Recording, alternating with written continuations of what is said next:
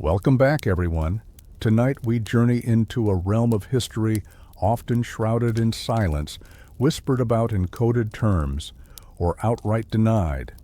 We're peeling back the layers on lives lived in the shadows, yet undeniably part of the rich, complex tapestry of the Middle Ages. We're exploring what we today might call LGBT life, or more accurately, the experiences of same-sex love, desire, and gender nonconformity in medieval Europe.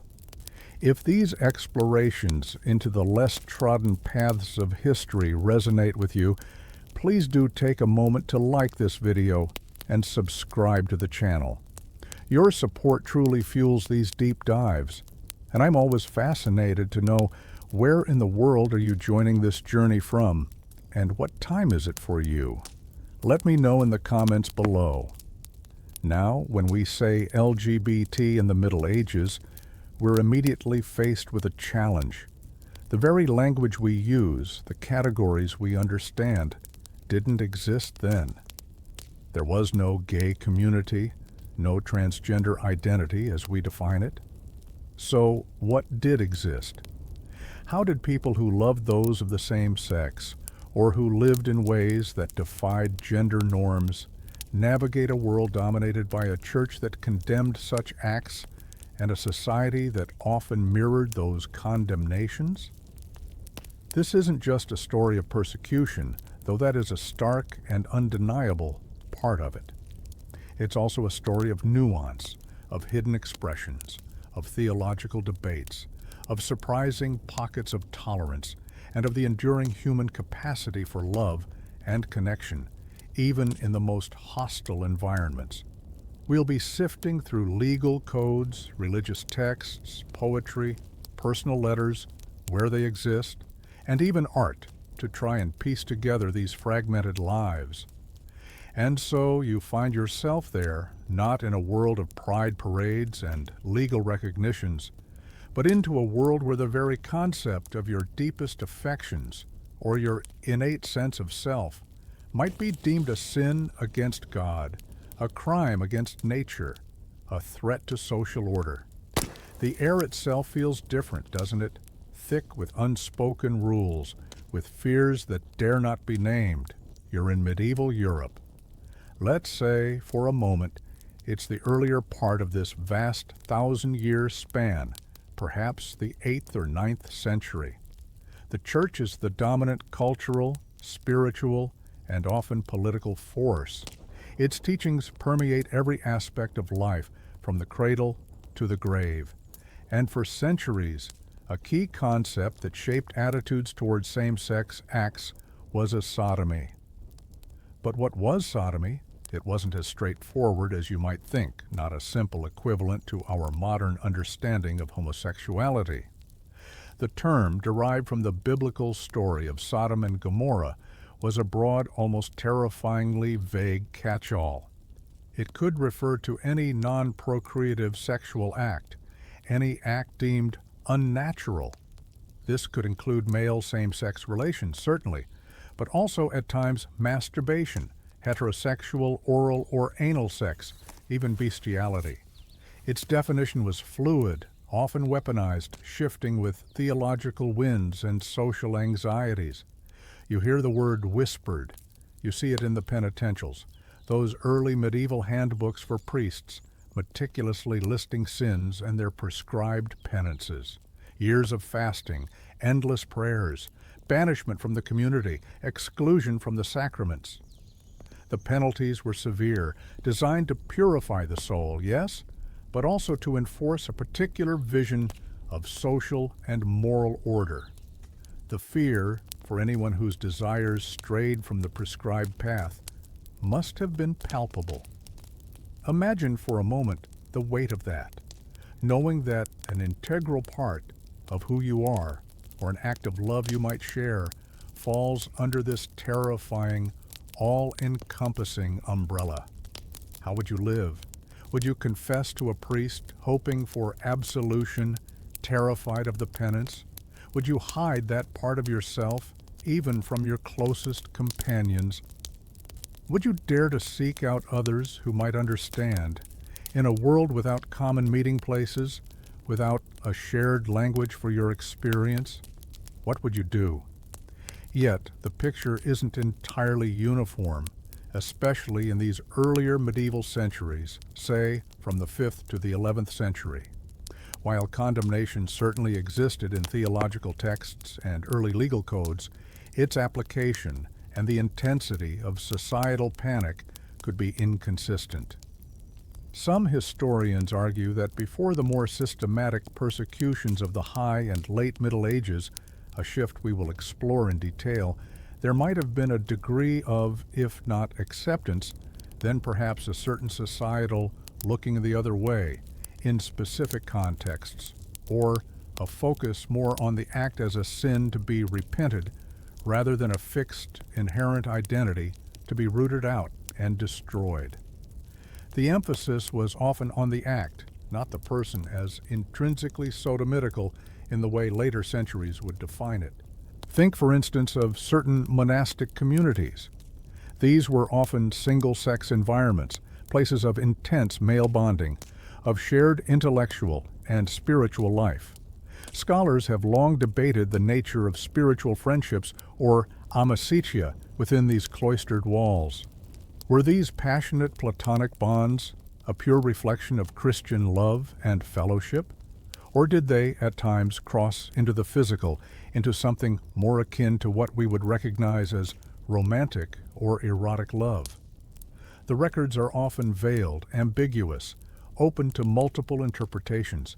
We find letters between monks, abbots, and even bishops, expressing profound, almost startlingly intense affection.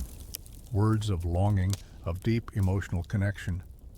"My soul is bound up with yours," one might write. "I yearn for your presence more than for the light of day."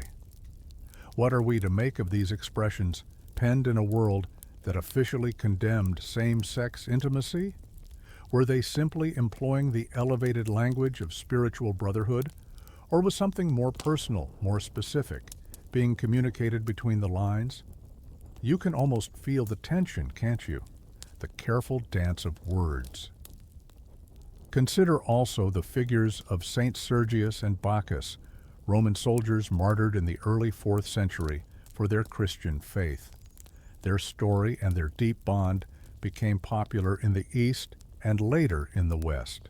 Some later medieval accounts and iconography depicted them in ways that highlighted their intense companionship, leading some modern scholars to controversially suggest their relationship, and the Eastern Orthodox ritual of adelphopoiesis, brother-making, sometimes associated with them, might have been understood by some as a form of sanctioned same-sex union or deep spiritual partnership that bordered on the romantic. The Church, of course, would officially frame their bond purely in terms of Christian fellowship and shared martyrdom. But could those images, those stories of unwavering loyalty and love between two men, have held a different, more personal meaning for certain individuals in the medieval period? A flicker of recognition, a silent affirmation in a hostile world? It's a tantalizing question, hinting at the layers of meaning that could exist beneath the surface of official doctrine. Similarly, evidence for female same-sex relationships is even scarcer, more deeply buried. Women's lives in the Middle Ages were generally less documented than men's. Their voices often filtered through male writers, confessors, or legal authorities. Yet we find hints. Condemnations in some penitentials of tribadism, or women engaging in unnatural acts with other women. The penances, again, could be severe. We hear of anxieties surrounding female monastic communities, fears that close emotional bonds might transgress into the physical. The infamous case of Benedetta Carlini in the 17th century, though much later than our core period, shows how such relationships could be perceived and prosecuted, but it also shows they happened. What of the earlier centuries? Imagine two women, perhaps in a quiet beguinage, or within the walls of a nunnery, or even as lay women in a village, forming a bond that went beyond simple friendship. Their story is almost entirely lost to us, swallowed by silence. You try to picture their lives, the stolen glances, the shared tasks that become moments of intimacy, the constant fear of discovery, the profound loneliness, perhaps, or the incredible courage it took to find connection. This early medieval period, with its ambiguities, its less centralized legal systems, and perhaps a less systematic ideologically driven persecution compared to what was to come, offers a complex starting point. It was by no means a tolerant era in the modern sense. The theological condemnation was clear, but the lived reality, the everyday negotiation of desire and identity, may have had more space for maneuver, more shadows to hide in, than the stark pronouncements of theologians might suggest.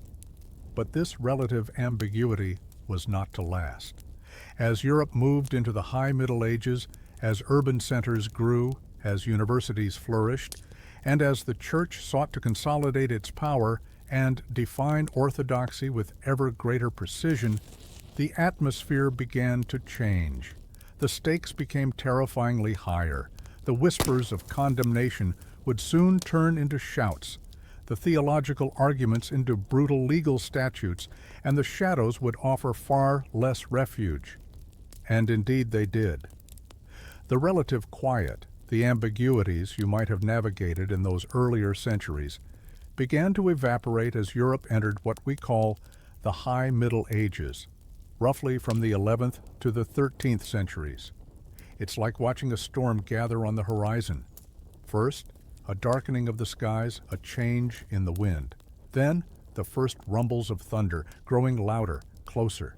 The forces driving this shift were manifold, a confluence of intellectual currents, institutional ambitions, and social anxieties.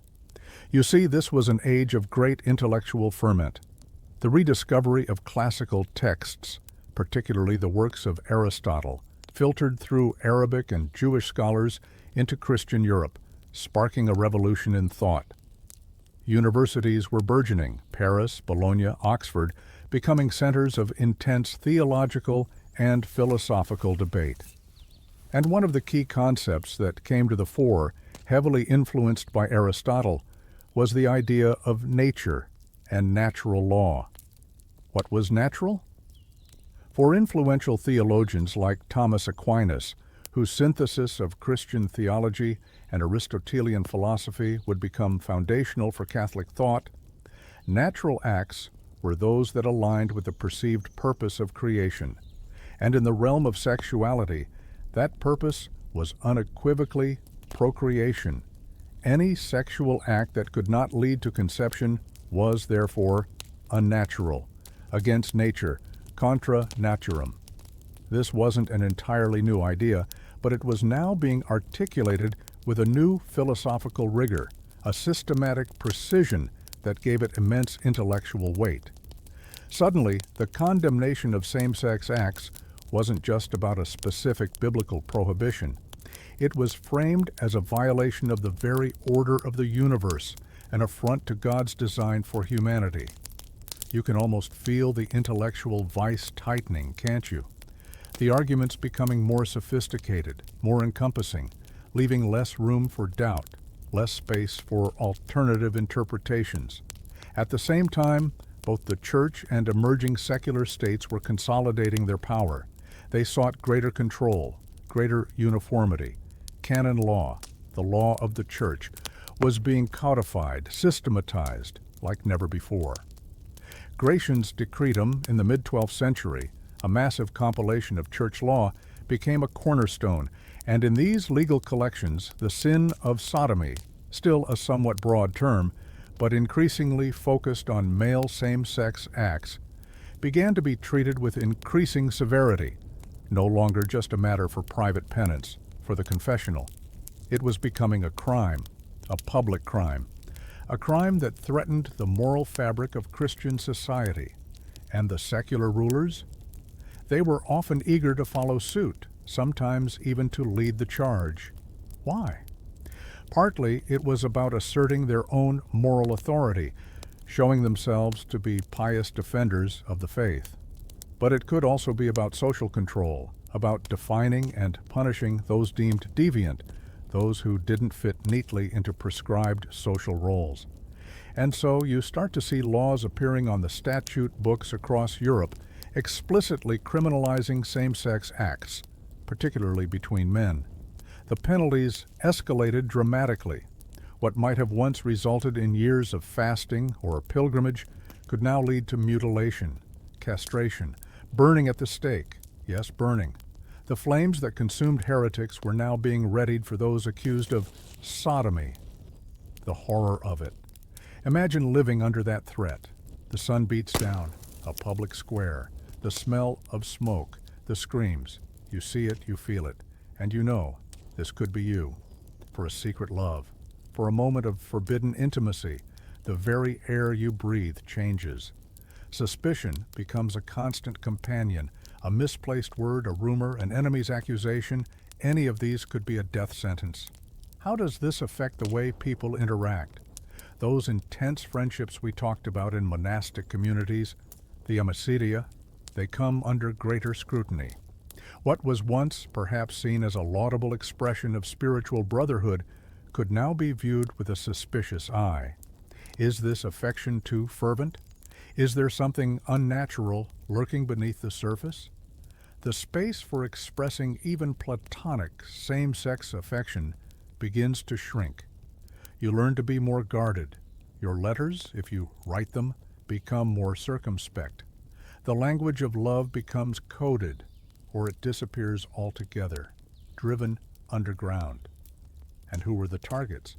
Often it was those already on the margins, heretical groups, for instance. The Cathars, the Waldensians, groups challenging the authority of the Church, were frequently accused of a whole litany of sins, and sodomy was often thrown into the mix. It was a convenient way to demonize them, to paint them as utterly depraved, their theological dissent linked to supposed moral corruption.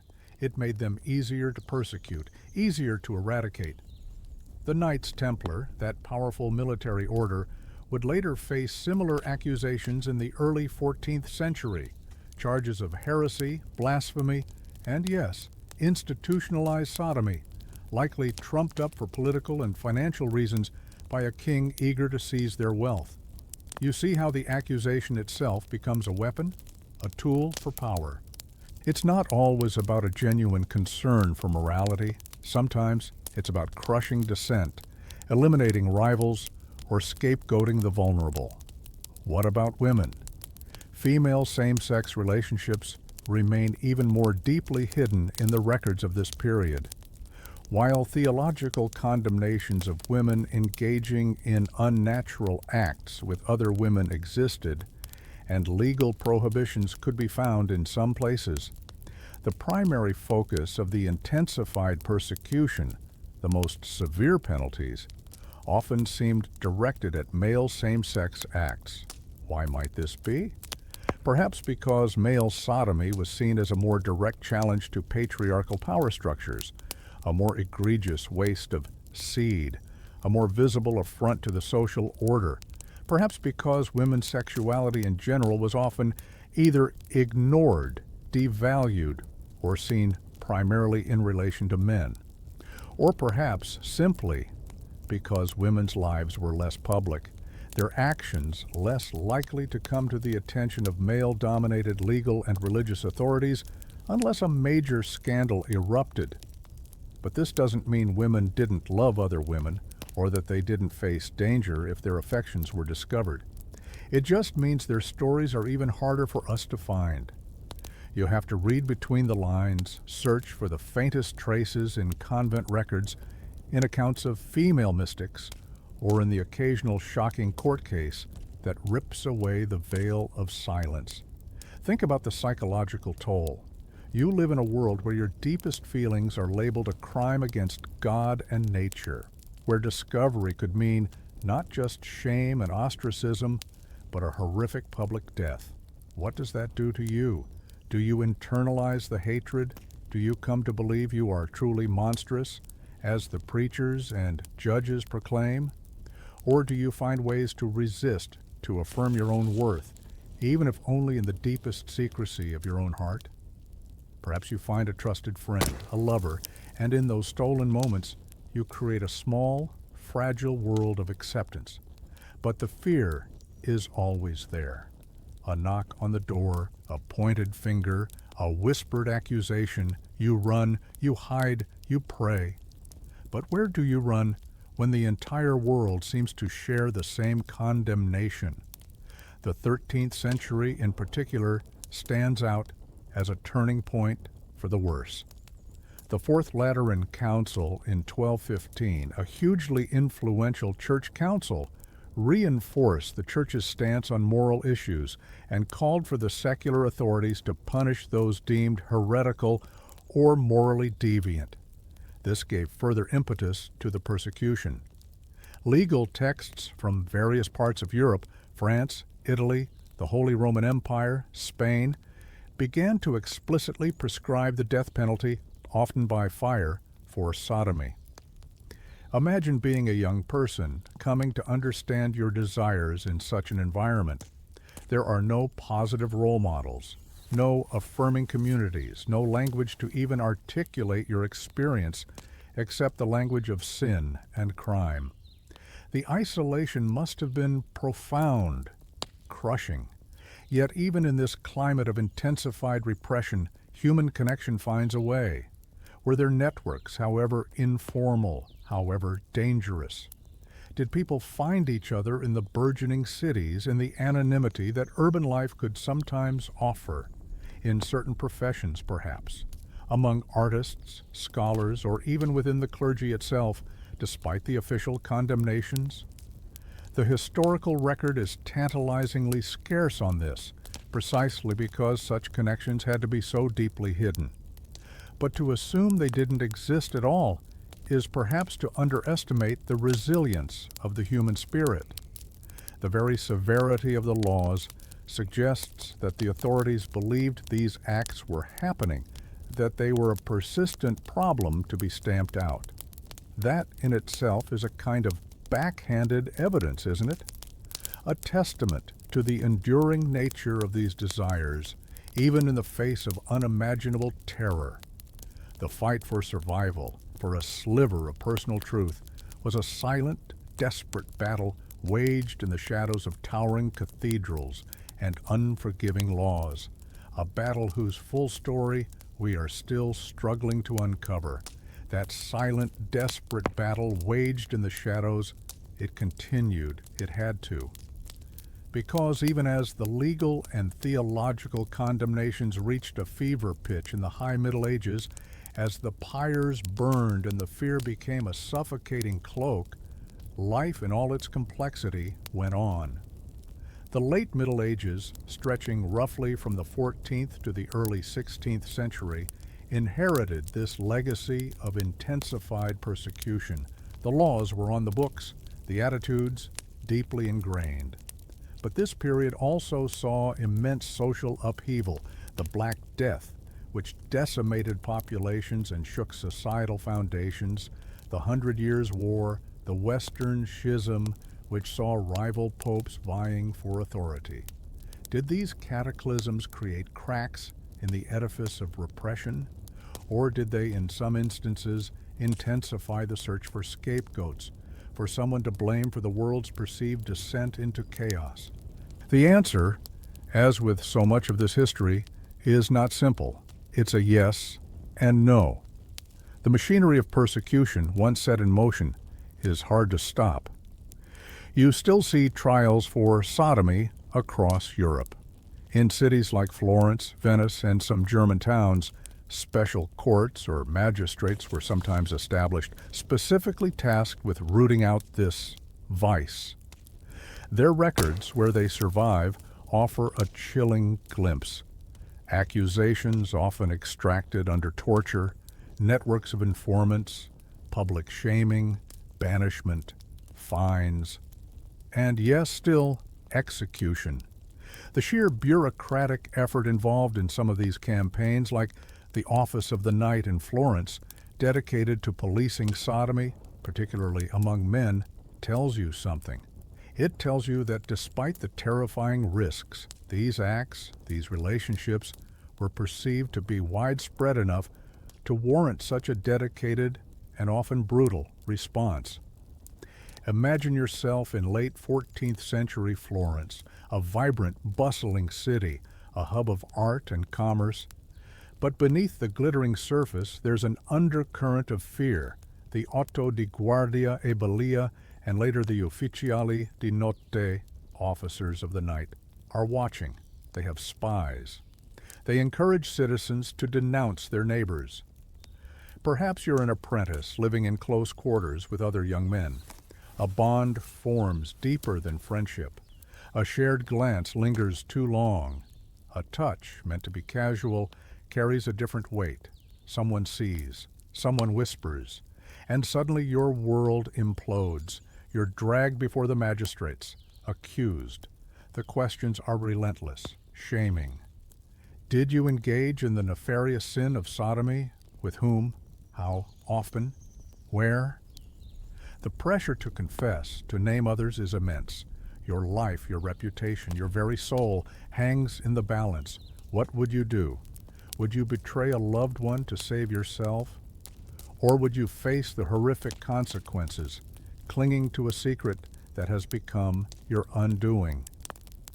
The choices are impossible, the terror unimaginable.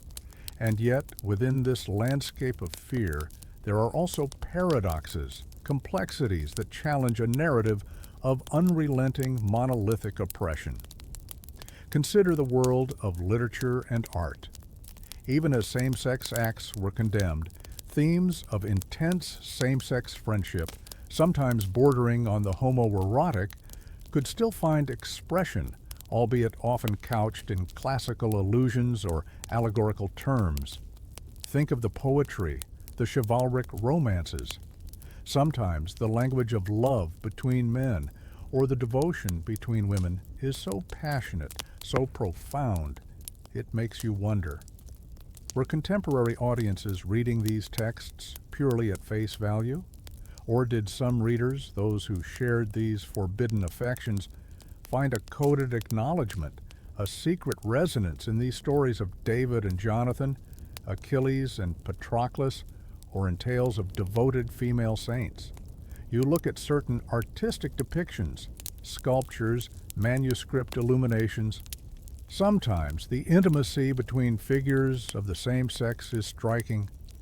Is it merely an artistic convention, a representation of spiritual camaraderie? Or is the artist perhaps subtly hinting at something more? It's a dangerous game of interpretation, of course. We risk imposing our modern understanding onto a very different past. But to dismiss these possibilities entirely is also to ignore the potential for coded communication, for art to act as a veiled space where forbidden feelings could be explored, however tentatively. And what about those theological and philosophical debates? They didn't entirely cease. While the dominant view, epitomized by Aquinas, condemned same-sex acts as unnatural, there were always dissenting voices, or at least thinkers, who wrestled with the complexities. Some, for instance, might differentiate between acts and inclination. Was the mere feeling, the desire itself, as sinful as the act? Or was it the yielding to that desire that constituted the sin? These subtle distinctions, debated in the rarefied air of universities and monastic scriptoria, might seem academic. But for an individual struggling with their own nature, such distinctions could mean the difference between seeing oneself as irredeemably damned or as someone engaged in a spiritual struggle, capable of redemption. Consider also the concept of gender variance in the Middle Ages. Our modern categories of transgender or non-binary simply didn't exist. The medieval world had a very rigid understanding of gender, rooted in a binary of male and female, with distinct social roles and expectations for each. Yet we find intriguing, if often hostile, accounts of individuals who seemed to cross these boundaries. Women who dressed as men, sometimes to access opportunities otherwise denied to them, to travel, to study, even to fight as soldiers. Joan of Arc is perhaps the most famous example, though her motivations and the context of her male dress are complex and debated. But there were others. Papess Joan, a figure of enduring legend, a woman said to have disguised herself as a man and risen to the papacy. Though likely a myth, the persistence of her story tells us something about anxieties and perhaps fascinations surrounding gender transgression. And what of men who were perceived as effeminate? They were often targets of ridicule, scorn, and suspicion. Accusations of effeminacy were frequently linked to accusations of sodomy. The man who didn't conform to masculine ideals, who was perhaps too interested in female pursuits, whose mannerisms were considered unmanly, became an object of social anxiety. You see this in satirical literature, in sermons condemning moral laxity. It reinforces how tightly gender roles and approved sexuality were bound together. To step outside one was often to be suspected of violating the other. Imagine being a young man, perhaps more sensitive, less interested in warfare or boisterous pursuits, more drawn to art, music, or scholarship. The constant pressure to perform masculinity, the fear of being labeled soft, womanish, and by implication, sodomitical. The weight of those expectations. But even here, there are complexities. Consider the medieval Feast of Fools, a popular, often unruly festival where junior clergy would engage in parody, satire, and inversions of the normal church hierarchy and decorum. Sometimes these festivities included men dressing as women, mock ceremonies, and a general atmosphere of topsy-turvy revelry. Church authorities often condemned these excesses, trying to stamp them out.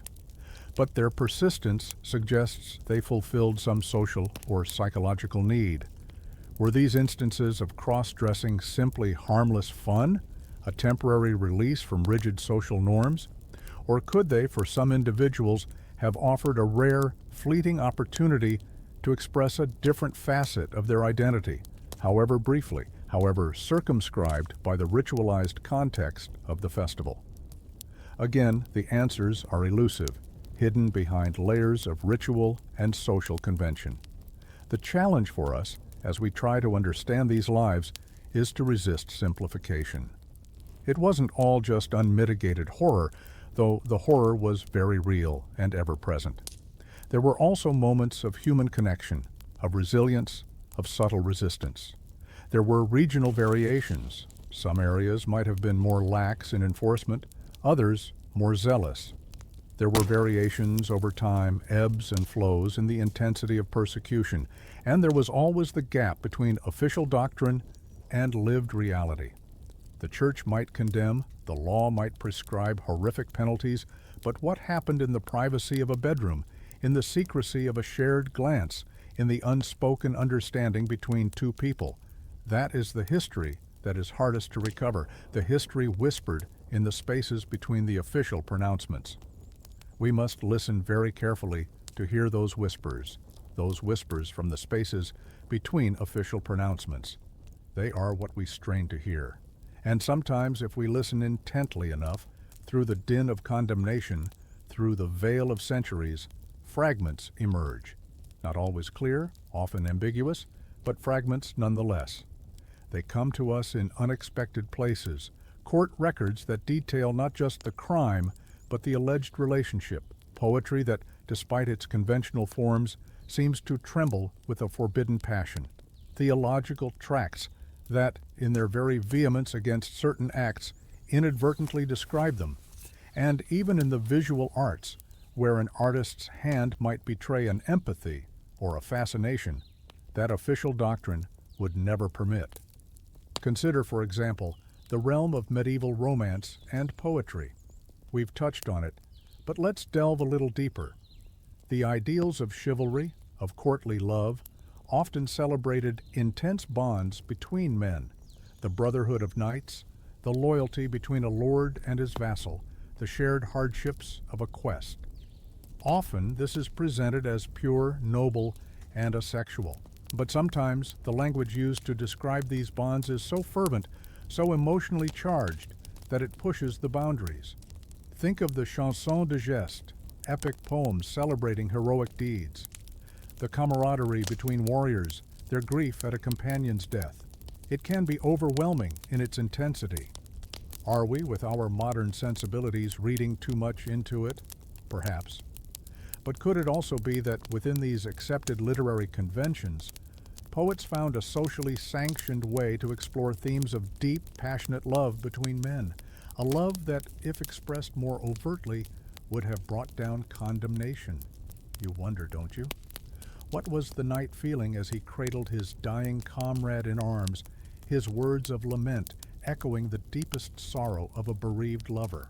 And then there's the figure of the female companion in literature, or the intense friendships depicted between women in some hagiographies, lives of saints. Often these are framed as spiritual sisterhood, a shared devotion to God. But occasionally the language mirrors that of romantic love. We have tales of female saints who pledge themselves to each other, who live together in ascetic devotion, their bond portrayed as something that transcends ordinary friendship. Again, the official interpretation is one of piety. But for a woman in the Middle Ages who felt a deep, perhaps erotic attraction to another woman, could these stories have offered a kind of model, a narrative framework, however imperfect, for understanding her own feelings? A way to sanctify, or at least ennoble, a love that society deemed sinful. It's a subtle dance. The text says one thing, but the subtext, for those attuned to it, might whisper something entirely different. Now let's turn to the starker reality of legal records. We've mentioned the trials, the accusations, but sometimes buried within these grim documents are fleeting glimpses of actual relationships, however, distorted by the legal process. You might find a case where two men are accused of sodomy, and the testimony, often extracted under duress, reveals they had lived together for a time, shared resources, or had an ongoing, affectionate, if clandestine, relationship. The court record frames it as a crime, a perversion. But if you strip away the legalistic jargon, the moral outrage, what you see are two people who, against all odds, tried to build a life together, or at least share moments of intimacy and connection. The tragedy is that their story only comes to us because it ended in discovery and punishment. Imagine the countless other stories that were never recorded because they remained hidden. The successful secrets, the loves that, somehow, evaded the prying eyes of authority. Those are lost to us almost entirely. Or consider the penitentials we spoke of earlier, those handbooks for confessors. While they list sins and penances, their very existence and the detail with which they sometimes describe unnatural acts tell us something. They tell us that priests were encountering these behaviors in the confessional. People were confessing to them. This means these acts were happening, and people were, at least sometimes, grappling with them in a religious context. What did a priest say to a young man who confessed to loving another man? What advice was given to a woman who admitted to desires for her female companion? The penitentials prescribe the official response: penance, prayer, a turning away from sin. But can you imagine the human drama in that tiny, dark confessional? The fear in the penitent's voice. The priest, perhaps, struggling with his own understanding, his own compassion, constrained by the rigid doctrines he was sworn to uphold. My child, you have sinned grievously. You must pray for forgiveness. You must renounce these desires. 3 years of fasting on bread and water. The words echo in the small space. Hope withers. Or does it? Does some small part of the priest see the human being, not just the sin? We can only speculate. And what about the concept of passing? Were there individuals who, to use a modern term, lived as a gender different from the one assigned at birth? We've mentioned women dressing as men for various reasons. The story of Saint Marinos, or Marina, a popular medieval tale, tells of a woman who enters a monastery disguised as a man, living her entire adult life as a monk. She is even falsely accused of fathering a child and accepts the blame to protect the monastery, only for her true sex to be discovered after her death. The tale is usually interpreted as a story of extreme piety and self-sacrifice. But could it also resonate with someone experiencing what we might now understand as gender dysphoria? Could the monastic life, with its single-sex environment and its focus on transcending the body, have offered a strange kind of refuge for some individuals who felt at odds with their assigned gender? Again, these are whispers, possibilities, not certainties. The historical record is not designed to answer these questions directly. You have to piece together clues, read against the grain. The medieval university, a predominantly male environment, also presents a complex picture. Student life could be boisterous, sometimes licentious. There are satirical writings from the period that mock students for various vices, and occasionally accusations or insinuations of same-sex activities surface. Was this just slander, a way to discredit rivals? Or did the close living quarters, the intense intellectual environment, and the relative freedom from immediate family supervision create spaces where young men explored their sexuality in various ways, including with each other? The authorities were certainly concerned. University statutes often included clauses condemning sodomy and other immoral behaviors, suggesting they perceived it as a potential problem. You picture a group of students huddled over a shared manuscript, debating philosophy late into the night. Perhaps a bond forms that is more than intellectual, a shared glance, a hand brushing another. The thrill of discovery mingled with the ever-present fear. Even within the church itself, the institution most vociferously condemning these acts, there were complexities. We know of accusations leveled against clergy, sometimes high-ranking ones. Pope Boniface VIII, for example, was posthumously accused of heresy and sodomy by his enemies, though these charges were likely politically motivated. But the persistence of such accusations and the inclusion of clergy in condemnations of sodomy in some texts suggests that the issue was not unknown within ecclesiastical circles. This doesn't mean it was accepted, far from it. But it highlights the gap between ideal and reality, between the proclaimed moral standard and the fallibility of human beings, even those in positions of spiritual authority. Imagine the internal conflict of a priest or monk who harbored such desires, living a life dedicated to a God whose church declared those desires an abomination.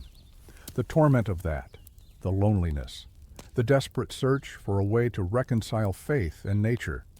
This is not a history of grand pronouncements or heroic public figures in the way we might think of modern LGBT history. It is, by necessity, a history of the clandestine, the ambiguous, the fiercely private. It's about finding the human story in the gaps, in the silences, in the very documents designed to condemn and erase. Every fragment we find, every hint, is precious, because it reminds us that even in the most repressive of times, the diversity of human love and identity, in some form, endured. It had to. It's part of who we are. The struggle was to find a way to live, to love, to simply be, in a world that often offered no safe harbor, no understanding, only judgment. And as the Middle Ages drew to a close, and the world stood on the cusp of new upheavals, the Renaissance, the Reformation, the legacy of these attitudes, and the experiences of those who lived under them would continue to shape what came next. That world, which often offered no safe harbor, was itself beginning to transform.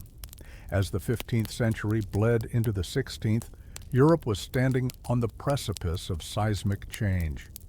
The intellectual and artistic explosion of the Renaissance was well underway, particularly in Italy, challenging old ways of thinking, celebrating classical humanism, and fostering a renewed interest in the individual.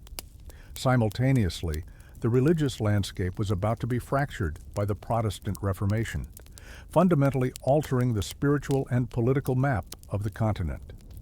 How did these monumental shifts impact those living lives that defied the established norms of sexuality and gender? Did the dawning of a new age bring with it any new light for them?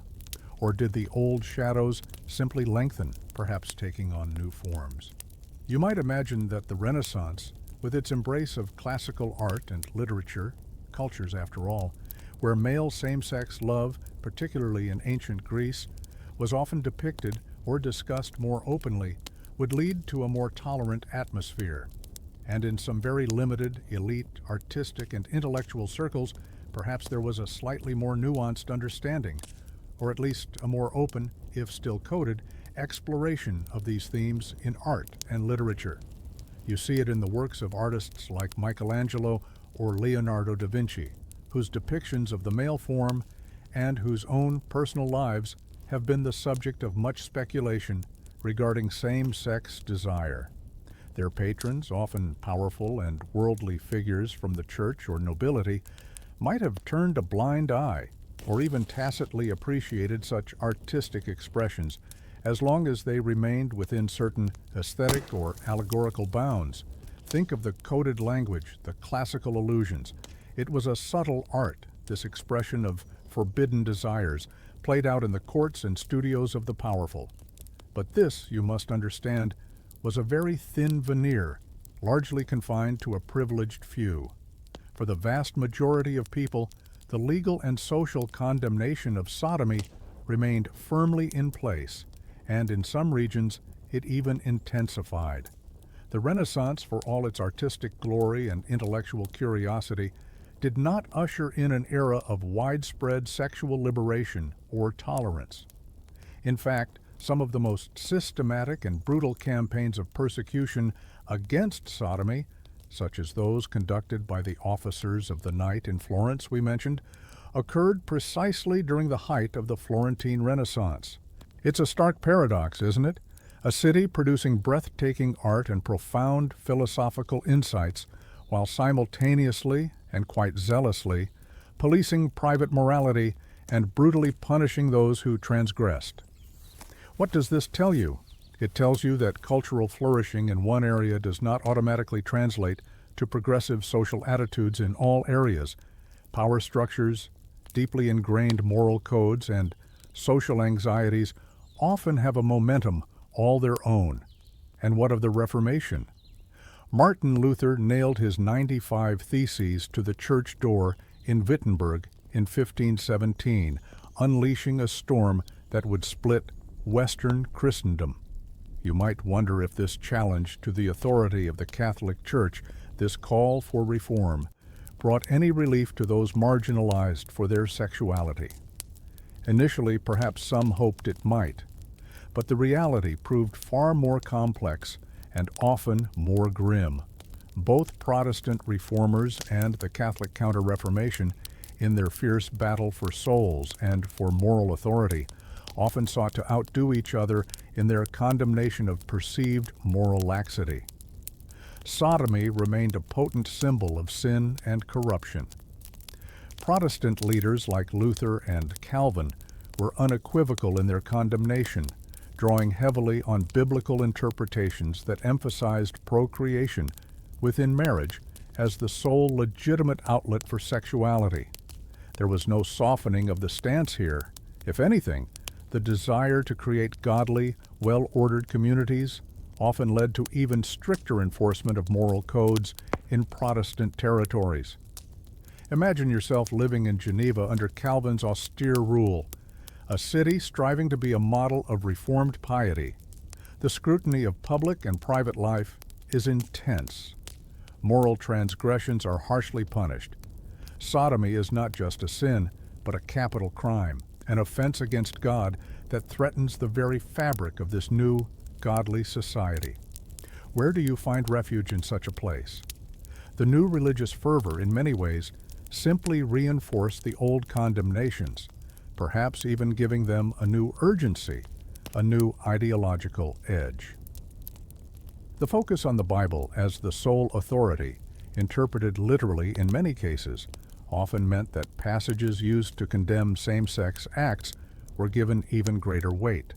Similarly, the Catholic Church, in its Counter-Reformation efforts, sought to reaffirm its doctrines and morals with renewed vigor. The Council of Trent, 1545 to 1563, and the subsequent drive to enforce its decrees aimed to eliminate abuses and purify the Church. But this also meant a tightening of discipline and a continued, if not intensified, condemnation of anything deemed unnatural or sinful. The Inquisition, particularly in Spain and Italy, while primarily focused on heresy, also concerned itself with moral offenses, including sodomy. So, on both sides of the religious divide, the legal and theological framework for persecution remained and was often strengthened. The Great Religious Schism did not, by and large, create new spaces of tolerance for same-sex love. Instead, it often meant that both sides were keen to prove their moral superiority by vigorously prosecuting such vices. There is also the complicating factor of print. The invention of the printing press in the mid-15th century was a revolutionary technology. It allowed for the rapid dissemination of ideas. Luther's theses, for example, spread like wildfire. But it also allowed for the wider circulation of polemical texts, of sermons condemning sin, of legal statutes. The condemnation of sodomy, previously perhaps confined to learned manuscripts or local pronouncements, could now be printed and distributed far more widely. This could, paradoxically, both raise awareness of the issue, in a negative sense, and potentially contribute to a more standardized, widespread understanding of its criminality. You see how a technological advance, with all its potential for enlightenment, can also be a tool for reinforcing existing prejudices and facilitating persecution. And what of gender nonconformity in this period of upheaval? The anxieties surrounding gender roles remained acute. Women who stepped outside prescribed female behavior, or men deemed effeminate, continued to face suspicion and condemnation. The Malleus Maleficarum, Hammer of Witches, first published in 1487, though primarily a witch-hunting manual, also reflected deep-seated anxieties about female power, female sexuality, and anything that challenged the patriarchal order. While not directly focused on same-sex desire in the same way as laws against sodomy, the witch hunts themselves often targeted women who were already marginalized, nonconformist, or who lived outside traditional family structures, categories that could at times overlap with those who might have formed same-sex bonds. The fear of the other, of anyone who didn't fit neatly into societal boxes, was a powerful force, and it could manifest in various forms of persecution. So, as the Middle Ages waned and the early modern period dawned, the picture for individuals we might today identify as LGBT+, was still incredibly bleak in most of Europe. The legal framework of condemnation was largely intact, if not strengthened. The religious ideologies, whether Catholic or Protestant, offered little comfort or acceptance. The cultural shifts of the Renaissance, while profound in many ways, did not translate into broad social tolerance in this sphere. You might feel a sense of despair looking at this landscape. Was there no progress? No glimmer of hope? It's important to remember that history is not always a linear march towards enlightenment. There are periods of regression, of intensified repression. And for those living outside the accepted norms of sexuality and gender, the transition from the medieval to the early modern period was in many respects a continuation and in some cases an intensification of the dangers and hardships they faced. The fight for survival, for love, for a sense of self remained a deeply personal, often terrifyingly lonely struggle, played out against a backdrop of unyielding societal hostility. But that struggle, in its quiet desperation and its incredible resilience, is a testament to the enduring human spirit, a spirit that even the harshest of ages could not entirely extinguish. That enduring human spirit facing unyielding societal hostility, it's a constant thread we trace. As Europe moved more definitively out of what we term the Middle Ages and into the 16th, 17th, and even early 18th centuries, the early modern period, the legacy of medieval attitudes towards same-sex love and gender nonconformity cast a very long shadow indeed. The legal statutes, the religious condemnations, the social prejudices forged in the medieval crucible, they didn't just vanish with the advent of new philosophies or artistic movements. They were carried forward, adapted, and in many places rigorously enforced. You might think that with the rise of scientific inquiry, the age of reason on the distant horizon, things would begin to shift more dramatically. But social change, especially concerning deeply ingrained moral beliefs, is often a slow, agonizingly incremental process. In many parts of Europe, the early modern period saw a continuation and sometimes even a refinement of the legal machinery for prosecuting sodomy. The great cities, London, Paris, Amsterdam, the Italian city-states, became larger, more anonymous. And in that anonymity, some historians argue subcultures began to form, however tentative and deeply hidden. These weren't communities in the modern sense with public identities or political agendas. Far from it.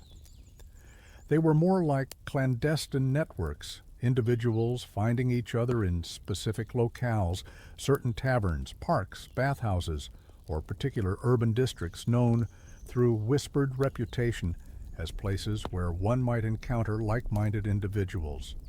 You can imagine the immense risk involved. Every meeting, every shared glance, carried the potential for betrayal, for arrest, for public ruin, or worse. The thrill of connection perpetually shadowed by the terror of discovery. You are there, perhaps, in a dimly lit London molly house of the early 18th century, one of these clandestine meeting places for men.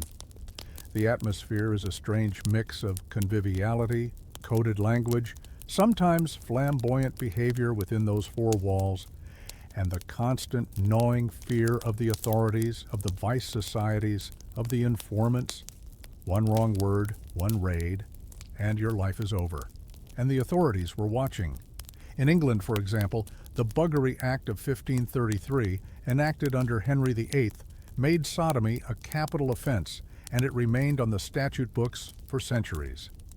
Trials and executions, though perhaps not as frequent as in some earlier, more frenzied periods of persecution, still occurred. Public opinion, fueled by religious sermons and popular pamphlets, often remained virulently hostile. Think of the broadsides, those single sheets of printed news and sensational stories, often detailing the lurid supposed confessions of those accused of sodomy, further inflaming public prejudice. You see how the new technology of print, which we mentioned earlier, continued to be a double-edged sword. It could spread new ideas, yes, but it could also amplify hatred and fear with terrifying efficiency. What about the discourse surrounding these acts?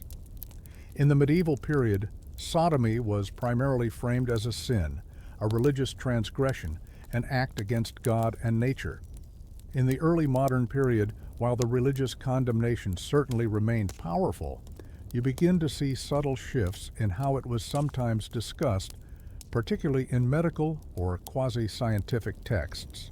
There's the very nascent, often confused beginnings of attempts to understand or categorize these desires, though almost invariably through a lens of pathology, of sickness, or of moral degeneracy. This isn't an improvement, mind you. Being labeled sick or degenerate is hardly better than being labeled sinful, and it often carried its own severe social and legal consequences. But it marks a slow, almost imperceptible drift towards a medicalization of these identities, a trend that would become much more pronounced in the 19th and 20th centuries. You can almost see the early clumsy attempts to fit human diversity into neat, often judgmental, boxes. And for women? the historical silence surrounding female same-sex desire continues to be profound, though perhaps not absolute. As literacy rates for women, particularly in certain classes, began to slowly rise, and as forms like the personal letter or private diary became more common, we get occasional tantalizing glimpses. Intense, passionate friendships between women, sometimes described in language that strongly suggests romantic or erotic love. Again, interpretation is key. Was this romantic friendship a socially acceptable form of intense platonic devotion, or was it something more? Often, the ambiguity was likely deliberate, a necessary shield. But when you read letters between two women in, say, the 17th century, expressing profound longing, jealousy, and deep emotional and sometimes physical intimacy, it's hard not to see the echoes of love stories that dared not speak their name too loudly. The case of Benedetta Carlini, the 17th century Italian abbess, whose mystical visions were intertwined with a sexual relationship with another nun, is an extreme and well-documented example that ended in her lifelong imprisonment. It highlights both the existence of such relationships and the severe consequences of their discovery by powerful institutions. You can feel the claustrophobia of that convent, the intensity of those hidden passions, and the crushing weight of the Church's judgment. Consider also the phenomenon of female husbands, or women who lived as men, sometimes marrying other women. Scattered records of such individuals exist from the early modern period across Europe and even in the American colonies. These were often working-class women, and their motivations could be complex: economic necessity, accessing male wages and freedoms, personal identity, love for another woman. Their stories usually only come to light when their biological sex was discovered, often leading to public scandal, punishment, and the annulment of their marriages. What courage, or perhaps what desperation, must it have taken to construct such a life, to maintain such a profound deception in a world that had no place for you? You imagine the constant vigilance, the fear of a loose button, a slip of the tongue, an illness that might reveal your secret, the sheer audacity of it. And what about the intellectual and artistic spheres? While the overt celebration of same-sex love was still largely impossible, you do see it explored, often allegorically or through classical allusions, in literature and art. Think of Shakespeare's sonnets, with their passionate address to a fair youth, which have fueled centuries of debate. Or certain Baroque paintings with their sensuous, sometimes ambiguous, depictions of mythological or biblical scenes. These were not direct affirmations of LGBT identity in a modern sense, but they could create spaces for ambiguity, for alternative interpretations, for a subtle acknowledgement of desires that officially had no legitimate place. For an individual grappling with such feelings, encountering such a poem or painting might have been a profound, if solitary, moment of recognition, a sense of, I am not entirely alone in feeling this. The role of the state in policing morality remained strong. The rise of more centralized, powerful nation-states in the early modern period often meant more efficient systems of surveillance and control. Vice societies, often citizen-led but with official sanction, actively sought to root out immorality, including prostitution, blasphemy, and of course, sodomy. These groups could be incredibly zealous, their actions driven by a fervent desire to purify society. Imagine the fear they instilled. Your neighbors could be informants. A seemingly innocent social gathering could be a trap.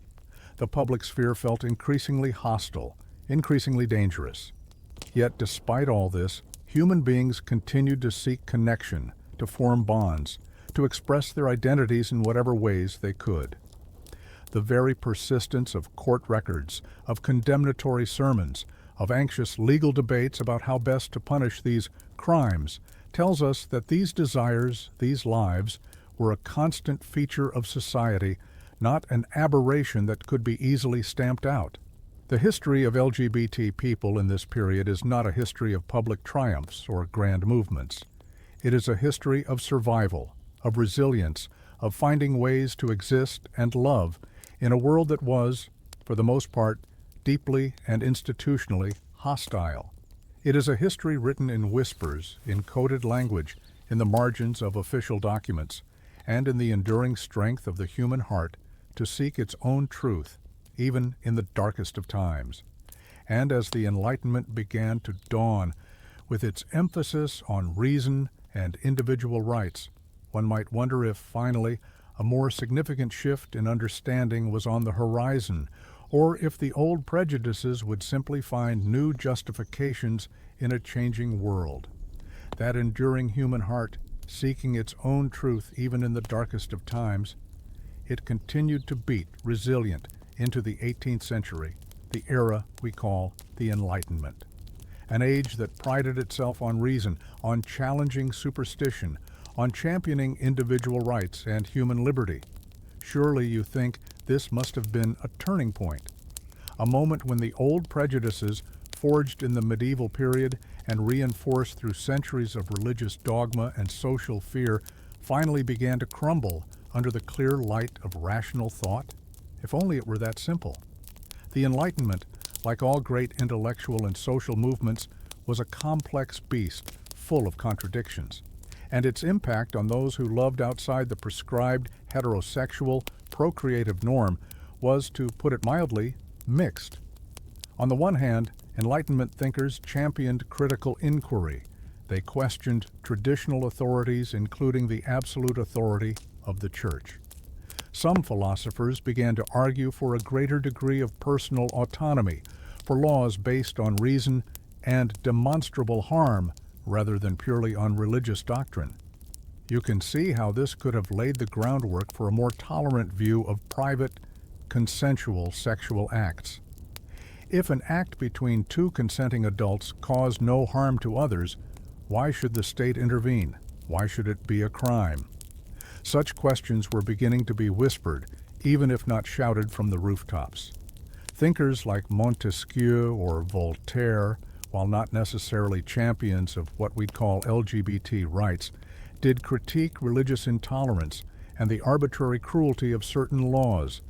Their emphasis on reason and secular governance held within it the potential for a more humane approach. And in some intellectual circles, particularly in France, there was a certain libertine current, a questioning of strict sexual mores, an exploration of sensuality, sometimes reflected in literature and private correspondence.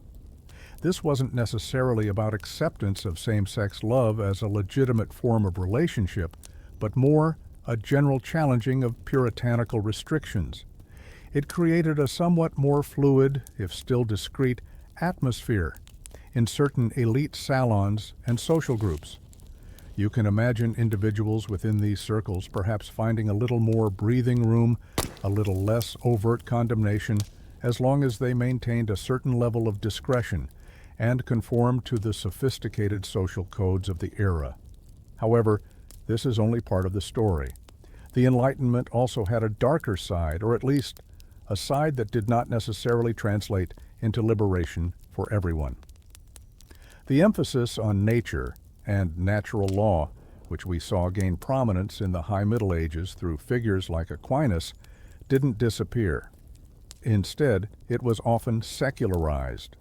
Reason itself became a tool to define what was natural and, by implication, what was unnatural. And for many Enlightenment thinkers, same-sex desire still fell squarely into the unnatural category. It was seen as contrary to the rational order of nature, which dictated procreation as the primary purpose of sex. So, instead of being condemned solely as a sin against God, it could now also be condemned as a folly against reason, a deviation from the proper, rational functioning of human beings. You see the trap?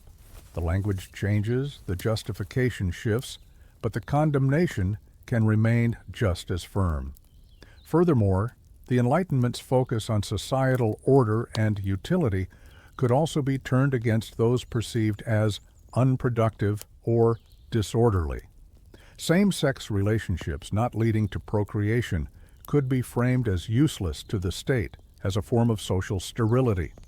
This utilitarian argument, focused on the good of society as a whole, could be just as damning as older religious arguments. The rise of populationism, the idea that a growing, healthy population was essential for a strong state, further reinforced the emphasis on heterosexual marriage and procreation. And then there's the burgeoning field of science, or what passed for it at the time. As we hinted earlier, the 18th century saw continued attempts to classify, categorize, and understand the natural world, including human behavior. This often led to the nascent medicalization of same-sex desire. It began to be seen by some not just as a sin or a crime, but as a form of illness, a nervous disorder, a degeneration. Again, this was not a step towards acceptance. It simply shifted the locus of condemnation from the theological or legal realm to the medical. Instead of being a sinner or a criminal, you might now be labeled as sick, perverse, or mentally unbalanced. This new scientific labeling carried its own profound stigma and could lead to equally devastating consequences, including confinement or quack medical treatments. What would you rather be in the eyes of society? A sinner who could repent? A criminal who could be punished? Or a patient whose very nature was deemed diseased? None of these options offered true liberation or acceptance. In terms of legal reform, the picture was also patchy. The French Revolution, born out of Enlightenment ideals, did decriminalize sodomy in 1791. As part of its sweeping legal reforms, the Napoleonic Code later confirmed this. This was a landmark moment, a radical break from centuries of legal precedent. It was based on the principle that the law should only concern itself with actions that harmed others or disturbed public order, not with private morality. You can imagine the profound impact this must have had, at least in theory, in France and in territories later influenced by the Napoleonic Code. Suddenly, the state would no longer hunt you down for who you loved in private. The fear of execution, of imprisonment for that specific crime, was lifted. However, this was by no means a universal trend. In many other parts of Europe, including England and most German states, severe laws against sodomy remained firmly in place throughout the 18th century and well into the 19th. The Buggery Act in England still carried the death penalty. Trials and executions, though becoming somewhat less frequent by the end of the century, still occurred, serving as terrifying public reminders of the state's condemnation. Social stigma remained immense, regardless of legal changes in some locales. Even in France, decriminalization did not mean social acceptance. Police surveillance often continued, and public expressions of same-sex affection or gender nonconformity could still lead to harassment, social ostracism, or other forms of informal punishment. So, as the 18th century closed and the 19th century dawned, the legacy of the Middle Ages was still profoundly felt, but it was being filtered through new intellectual and social lenses. The absolute dominance of religious explanations was being challenged by secular reason and emerging scientific discourses. Legal frameworks were beginning to diverge, with some regions decriminalizing while others maintained harsh penalties. But for the individuals actually living these lives, the experience was still overwhelmingly one of navigating a hostile or indifferent world. The language of condemnation might be shifting, from sin to crime to sickness, but the underlying prejudice, the deeply ingrained belief that same-sex love or gender variance was wrong, unnatural, or undesirable, remained a powerful force. You look back from this vantage point at the cusp of the modern era, the journey from the medieval world, with its penitentials and pyres through the Renaissance and Reformation, to the complex ambiguities of the Enlightenment, has been a long and arduous one for those whose lives didn't fit the mold. The shadows of the past were long and deep. The promise of reason and rights had yet to fully extend to them. The medieval understanding of sodomy as a profound transgression still echoed, even if the words used to describe it were changing. And as the 19th century would unfold with its own scientific categorizations, its moral crusades, and the eventual stirrings of organized movements for change, the echoes of that medieval past would continue to resonate, shaping the struggles and the eventual hard-won triumphs that were still to come. The medieval world may have ended, but its ideas about love, sin, nature, and gender cast a shadow that stretched for centuries, a shadow that people fought and continue to fight to step out of into the light.